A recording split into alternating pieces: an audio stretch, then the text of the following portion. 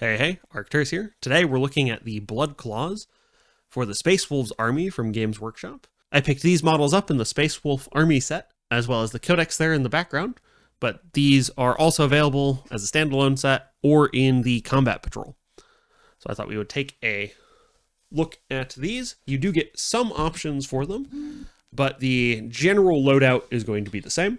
For these, you do have the torso and legs. Find the correct one here. The torso and legs are going to be, for this kit, you do get 10 of the same torso and leg combinations. So here you can see the legs are the same. The torsos are also the same, although you do get some variation in the arms, which is nice. And I did try not to make duplicates so that they wouldn't look all the same when they're on the table. So here are two of them in the same pose. I built all of these with the bolt pistol. Some of these you can add a knife instead of the bolt pistol to the pistol hand, and I chose not to. All of them come with chainswords except for the sergeant. These were a little more difficult to put together in that they came in a surprising number of pieces. The legs come as 4 pieces. The front plate that you can see on both of these, on both legs, is a separate piece. Both legs are themselves a separate piece, which is a little annoying. The other annoying part for this kit I found was that all the arms, both chainsword and bolt pistol, are 2 separate pieces, which just felt a little excessive. So it was just a little more annoying to put these together. They took me a lot longer to get through them because of that.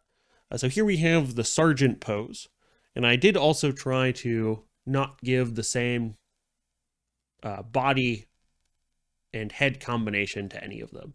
This one I probably could have gotten away with it because one has the plasma pistol instead of bolt pistol, and then I gave him the wolf claws or lightning claws instead of one of the sword or axe options.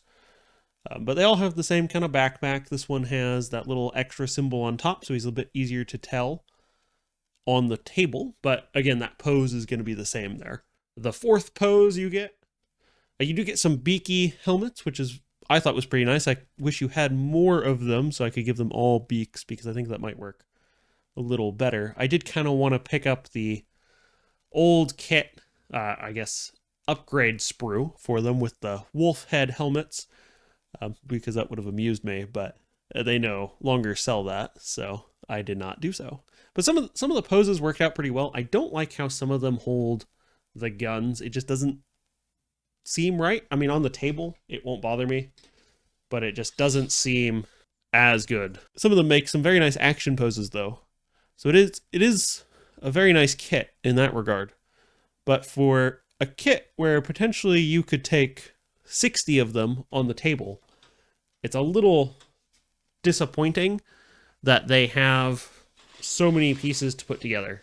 I don't really understand why the legs needed to be 4 separate pieces. It just seems a little excessive. But overall, I mean, the end result is a nice model. So just an odd choice, I think, on Games Workshop's part. So you can also give them some additional parts. I did not, because these are blood claws. And by the time I was done, I was kind of done with this kit. Maybe if I pick up the combat patrol, I will upgrade those maybe. But I did give some additional parts to the gray hunters when I built those. So yeah, I just didn't really see the point in doing it for these. You do get some extra pieces. As you can see here, you get like an extra lightning claw. You can take an axe instead of the lightning claw on the champion. Technically, you could, or a sword. Technically, you could build 2 champions per box, because the sprues are essentially identical. Here. Oh yeah, that's right. Right. So, I mean, I did not take any of the non-helmeted heads, but you do get several of those. You get some additional shoulder pads, some additional weapons for the champion, some of the add-ons. You do get 2 front torsos that you could give to a friend or upgrade maybe another kit with, or let somebody use for basing or use on your own basing. So overall, I think it's a nice kit with the end product. It is more pieces than I'd like. I mean, each of the arms is 4 pieces. Both the arms together, I should say, is 4 pieces. The legs are 4 pieces. The torsos are 2, so we're already at 10 pieces. Head, backpack, I mean, 12 pieces for a model on 32s, I guess isn't awful, but for a model that comes in blocks of 10 to 20, it does seem a bit high in terms of piece count. Maybe I just wasn't in the mood to build these when I wound up building them. Probably more what it is. Overall, though, I do like the kit. I think it looks really good. I wonder if there's a possibility to run these as Reavers, but I'm not as familiar with the Reaver kit because it's not one I've ever been interested in picking up. But they do have an option where you can take them with 2 melee weapons and then you add the pistol as a pouch or to the belt.